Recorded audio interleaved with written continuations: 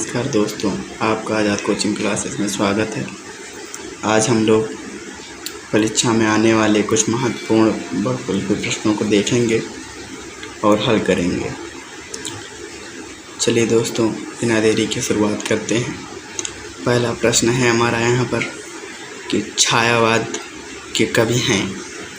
पहला ऑप्शन कुंवर नारायण, जयशंकर प्रसाद, अज्ञेय, माखनलाल चतुर्वेदी। तो आपको इसमें से देखना है कि कौन से ऐसे कवि हैं जो छायावाद के कवि हैं, जिन्होंने अपना लेखन कार्य छायावादी युग में किया है। तो यहाँ पर आपका ऑप्शन सही हो जाएगा, option B is the right answer. Jaishankar Prasad आपके जो हैं छायावाद के कवि हैं। चलिए दूसरा क्वेश्चन देखते हैं। साकेत के रचनाकार कौन हैं? तो साकेत के रचनाकार आपके हो जाएंगे मैथिली शरण गुप्त जी, साकेत के रचनाकार हैं। क्योंकि जयशंकर प्रसाद जी जो साकेत रचना है वो आपकी द्विवेदी युग की रचना है। कौन सी युग की रचना है? द्विवेदी युग की रचना है। जयशंकर प्रसाद अभी ने आपने देखा कि छायावाद युग के कवि हैं। तो साकेत जो रचनाकार हो जाएंगे मैथिली शरण गुप्त जी हो जाएंगे। अगला क्वेश्चन देखते हैं हम लोग। छायावादी उत्तर काल का समय माना जाता है। तो जैसा कि आप लोग जानते हैं कि जो छायावाद युग चला था वो 1936 तक चला था। मतलब छायावादियोत्तर का जो अर्थ है वह यह है कि छायावादियोत्तर, छायावाद युग के बाद का समय। जब छायावाद चला 1936 तक, तब 1936 तक चला तो छायावादियोत्तर मतलब उसके बाद का जो समय था वो छायावादियोत्तर युग कहलाया। तो ये हो जाएगा 1938 से 1953 तक। तो यहाँ पर A is the right answer हो जाएगा। ठीक, छायावादियोत्तर काल का समय माना जाता है सन 1938 से 1953 तक हो जाएगा। ठीक, अगला क्वेश्चन हम देखते हैं। संसद से सड़क तक रचना है। संसद से सड़क तक की रचना है। तो आप लोग के ऑप्शन हैं मुक्तिबोध, धूमिल, नागार्जुन, अज्ञेय। तो यहाँ पर भैया इसका आंसर जो हो जाएगा वो धूमिल हो जाएगा। ठीक, D is the right answer. संसद से सड़क तक रचना किसकी है? तो धूमिल की है। और धूमिल का पूरा नाम भैया सुदामा पांडे धूमिल था। ठीक, धूमिल जी का पूरा नाम सुदामा पांडे धूमिल था। ठीक, और अगला क्वेश्चन देखेंगे। छायावादी काव्य के रहतई में नहीं है। देखिए ये क्वेश्चन बहुत इंपॉर्टेंट है और इसमें लोग लड़के कंफ्यूजन में रहते हैं। छायावादी काव्य के रहतई में नहीं है। इसमें दो होता है, एक छायावाद की लघुत्रयी होता है। ठीक, लघुत्रयी होता है और वृहत्तई होता है। तो वृहत्तई में देखिए जो आपके आते हैं उसमें से इसमें बताना है कौन नहीं है। लघुत्रयी में आपके 3 आते हैं। ठीक, लघुत्रयी में आपके 3 आते हैं और तीनों वर्मा आते हैं। तो इसको याद करिए कि वर्मा क्यूब से याद करिए। लघुत्रयी में जो आते हैं वो 3 वर्मा आते हैं। कौन कौन से वर्मा आते हैं? पहला हो जाएगा भगवती चरण वर्मा, भगवती चरण वर्मा। और दूसरा हो जाएगा महादेवी वर्मा। तीसरा हो जाएगा आपका डॉक्टर राम कुमार वर्मा, राम कुमार वर्मा। ठीक, तीसरा हो जाएगा राम कुमार वर्मा। तो इसमें में से देखिए लघुत्रयी की कौन है? महादेवी वर्मा है। तो इसका मतलब कि लघुत्रयी में ये वृहत्तई में नहीं आएंगी। जब ये लघुत्रयी में तो वृहत्तई में कैसे आ जाएंगी? ठीक, तो छायावादी काव्य के वृहत्तई में कौन है? नहीं है महादेवी वर्मा, वृहत्तई में नहीं है, ये लघुत्रयी में है। आप लोग याद कर लीजिएगा कि लघुत्रयी में 3 वर्मा आते हैं। पहले भगवती चरण वर्मा, दूसरे डॉक्टर राम कुमार वर्मा और तीसरा महादेवी वर्मा। ठीक, तो ये लघुत्रयी के 3 आते हैं। और ये वृहत्तई के तीनों कवि हैं जयशंकर प्रसाद, सूर्यकांत त्रिपाठी, निराला और सुमित्रानंदन पंत। ठीक, अगला क्वेश्चन ये है कि किस कवि को राष्ट्र कवि का सम्मान प्राप्त हुआ। देखिए इम्पोर्टेंट क्वेश्चन है, किस कवि को राष्ट्र कवि का सम्मान प्राप्त हुआ। अब देखिए भारतेंद्र हरिश्चंद्र को प्राप्त हुआ या मैथिली शरण गुप्त को प्राप्त हुआ। सूर्यकांत त्रिपाठी निराला को प्राप्त हुआ या रामधारी सिंह दिनकर को प्राप्त हुआ। तो आप इसमें से दो ऑप्शन दे सकते हैं। आप पहला कह सकते हैं मैथिली शरण गुप्त और रामधारी सिंह दिनकर भी। ऐसा नहीं है, क्योंकि मैथिली शरण गुप्त को पहला राष्ट्र कब माना गया और रामधारी सिंह को दूसरा राष्ट्र कब माना गया। तो जिसे पहली प्राथमिकता दी जाती है वही आंसर सही होता है। तो यहाँ पर मैथिली शरण गुप्त सही होगा। किस कब को राष्ट्र कब का सम्मान प्राप्त हुआ? दोनों लोगों को सम्मान प्राप्त हुआ, रामधारी सिंह दिनकर को भी और मैथिली शरण गुप्त को भी। लेकिन मैथिली शरण गुप्त को पहले प्राप्त हुआ है, इसलिए ये आंसर सही होगा। ठीक, अगला क्वेश्चन है, दीपशिखा के रचयिता हैं। दीपशिखा का रचयिता कौन है? दीपशिखा का रचयिता कौन है? जयशंकर प्रसाद, माखनलाल चतुर्वेदी, महादेवी वर्मा, मैथिली शरण गुप्त। महादेवी वर्मा हैं दीपशिखा की रचयिता। ठीक, अगला क्वेश्चन है, वीरगाथा काल के कवि हैं। वीरगाथा काल के कवि हैं, तो इसमें से हो जाएगा कि भूपड़ हैं, चंद्रबरदाई हैं, सुभद्रा कुमारी चौहान हैं या फिर महादेवी वर्मा हैं। वीरगाथा काल के कवि कौन हैं? तो यहाँ पर भाई साहब देखिए कि आप महादेवी वर्मा जो हैं छायावाद युग की हैं और चंद्रबरदाई जो हैं, भूपड़ जो हैं वो रीत काल के कवि हैं। भूषण जो हैं वो रीतकालीन कवि हैं। ठीक, भूपड़ जो हैं रीत काल के हैं और महादेवी छायावाद युग की हैं, छायावाद युग की हैं। ठीक, और सुभद्रा कुमारी चौहान जो हैं वो आधुनिक युग की हैं। कौन सी युग की हैं? आपकी आधुनिक युग की हैं। ठीक, तो बचा कौन इसमें से? चंद्रबरदाई जी बचे। चंद्रबरदाई जो है वीरगाथा काल की हैं। और एक रचना है सुभद्रा कुमारी चौहान, वीरों का कैसा हो वसंत। ऐसा लगता है कि ये भी वीरगाथा काल की हैं, लेकिन चंद्रबरदाई जी जो हैं वो अपने वीरगाथा काल के हैं। सुभद्रा कुमारी चौहान आधुनिक युग की कवित्री हैं। ठीक, अगला क्वेश्चन है आपका, प्रिय प्रवास के रचनाकार हैं।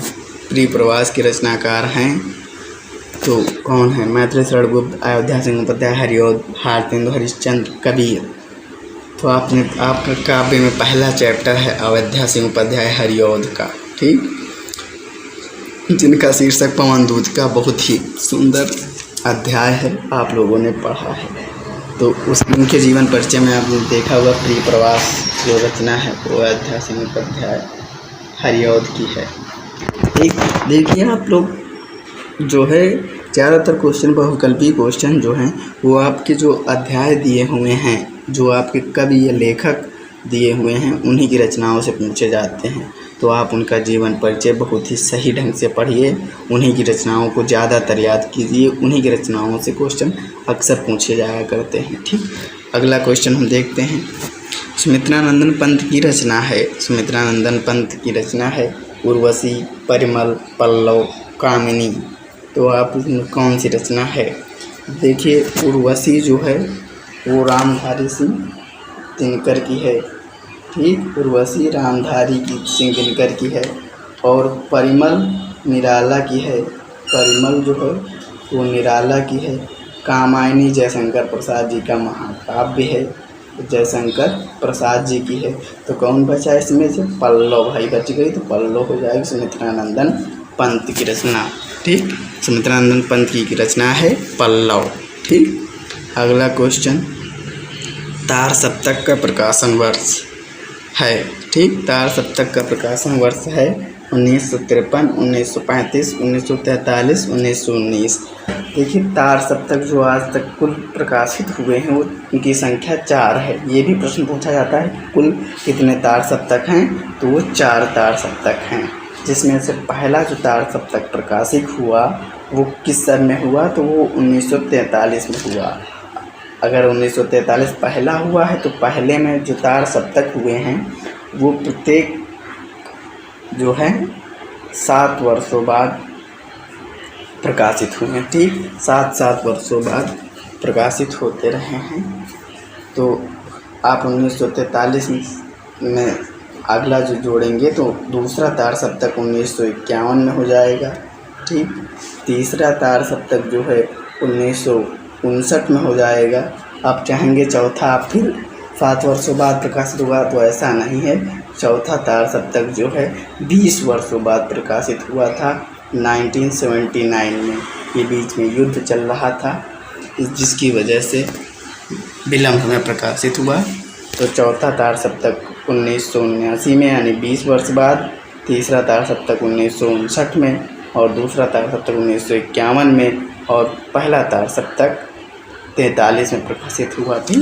तो ये आप चारों तार सप्तक के जो हैं ध्यान से पढ़ लीजिएगा और इनके कवि भी पूछे जाते हैं। किसी दिन हम आपको एक ट्रिक के माध्यम से इनके सभी कवि को याद करवा देंगे और अच्छी तरीके से। ठीक, पहला तार सप्तक 1943 में होगा।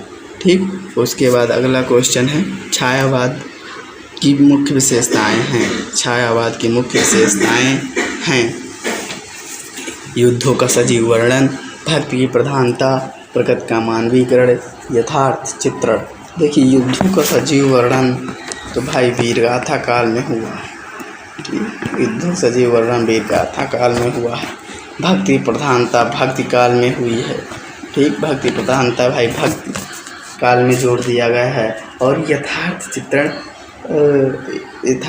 तो हुआ नहीं है, क्योंकि आप महादेवी वर्मा में की जो कविताएं हैं, जयशंकर प्रसाद की जी की कविताएं हैं, जो ये लोग छायावाद के कवि हैं, तो इनके सत्य लिखा गया है, लेकिन जो यथार्थ सत्य होता है वो नहीं लिखा गया है। तो इनमें महादेवी वर्मा की पंक्तियों में आपने पढ़ा है प्रकृति का मानवीय चित्र। आप जयशंकर प्रसाद जी ने लिखा है श्रद्धामन, प्रकृति का वहाँ पर उन्होंने वर्णन किया है। तो इसमें सही हो जाएगा प्रकृति का मानवीकरण छायावादी में मुख्य रूप से हुआ है। ठीक, तो सी इज द राइट आंसर। ठीक, अगला क्वेश्चन हम लोग पढ़ेंगे। कठिन काव्य का प्रेत किसे कहा जाता है? घूसपड़ को, घनानंद को, केशव को, जायसी को। ठीक, तो यहाँ पर आप किसे कहा जाता है कठिन काव्य का प्रेत?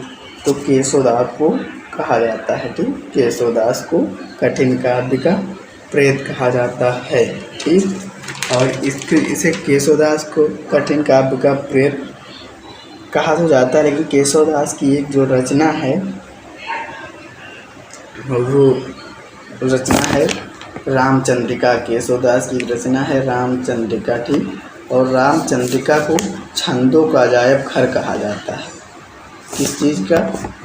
छंदों का अजायब घर कहा जाता है। ठीक, ये प्रश्न आप याद कर लेंगे, क्योंकि ये इम्पोर्टेंट है।